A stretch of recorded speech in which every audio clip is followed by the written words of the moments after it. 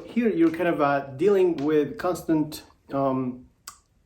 interchange between lower half middle and upper half middle. So Sevcik kind of wants you to kind of make the switcheroo as you're playing this to kind of gravitate around the middle. Okay, so you're always coming back to the middle all the time. So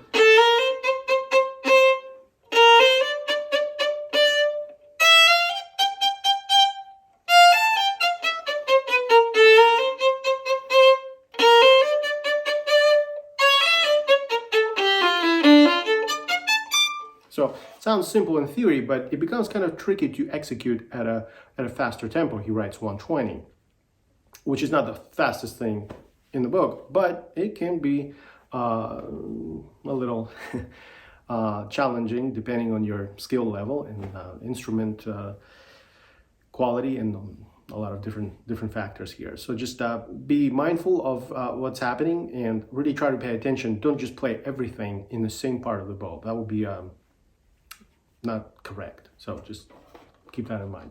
And of course, there's a couple of shifts you have to be aware of here. Nothing crazy, just first, third position.